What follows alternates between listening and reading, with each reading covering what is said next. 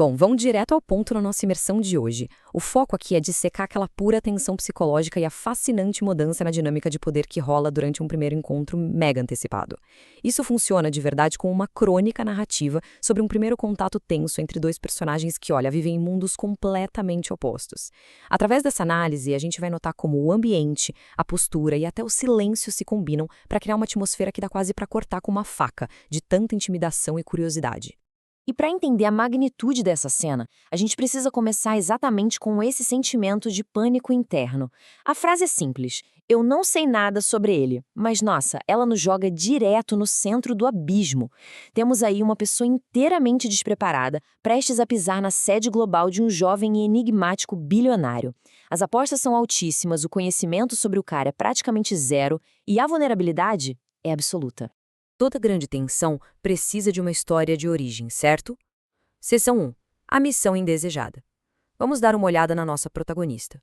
O material base da nossa análise, claro, é o fenômeno literário global 50 Tons de Cinza. Mas independentemente de onde a história vai parar lá na frente, o negócio é que tudo se baseia nesse exato evento isolado. Esse primeiro capítulo funciona literalmente como o alicerce fundamental para toda a vasta narrativa que vem depois. Se esse encontro não for carregado de tensão, a história inteira simplesmente desmorona. Agora, vale a pena acompanhar o contraste absurdo de realidades. De um lado, o caos. A Anastácia deveria estar estudando para as provas finais, mas está lá, fazendo um favor gigante para a colega de quarto doente e ainda precisou dirigir 265 quilômetros num carro emprestado. É o puro suco do perrengue. Do outro lado, bom, temos o imponente CEO da Grey Enterprises, um cara cujo tempo é descrito como extraordinariamente precioso. O desequilíbrio já está gritando aí antes mesmo do apeito de mão. E a intimidação não começa com as pessoas, não. Seção 2. O cenário intimidador. A arquitetura aqui é uma arma. Porque o espaço físico da Grey House foi desenhado cirurgicamente para refletir riqueza e controle absolutos. A gente nota logo de cara: 20 andares de vidro e aço, arenito branco elegantíssimo, uma recepcionista impecavelmente vestida, seguranças de terno afiado. O ritmo da narrativa até desacelera de propósito nessa hora. Esse ambiente imponente meio que obriga a protagonista a notar cada detalhezinho opressor da própria inadequação dela ao entrar ali. É quase sufocante. E toda essa opressão arquitetônica bate no teto com essa reflexão que é brilhante, mas super dolorosa. Enquanto o elevador sobe numa velocidade surreal lá para o 20º andar, o isolamento e o profundo sentimento de inadequação física da personagem simplesmente transbordam. Não é só aquele friozinho na barriga de uma entrevista da faculdade, sabe? É a sensação real de ser um intruso num reino intocável. Toda essa preparação nos leva ao clímax desse contato inicial. Seção 3. O choque de realidades. O momento em que eles dividem o mesmo ar.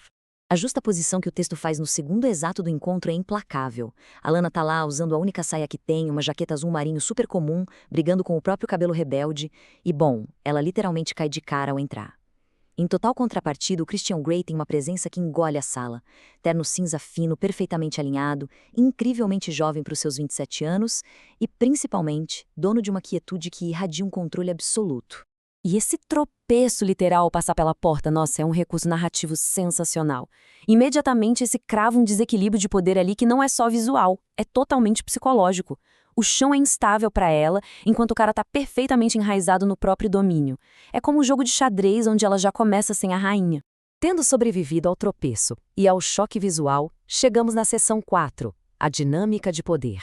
Começa a esgrima verbal. Acompanhando o nosso cronograma, a gente percebe como o negócio vai escalando passo a passo. O que deveria ser uma entrevista estudantil super padrão sofre uma escalada de tensão muito rápida e bem desconfortável. Começa com aquelas perguntinhas banais sobre a formatura, mas de repente desvia para questões mega intrusivas sobre a adoção do CEO.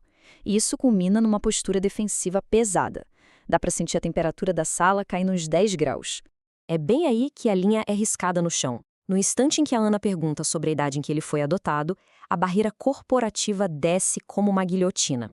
Prestar atenção no tom da resposta é crucial aqui. As palavras são formais, duras, medidas milimetricamente. O executivo está basicamente lembrando a ela quem é o dono da bola quando um limite pessoal é cruzado sem querer.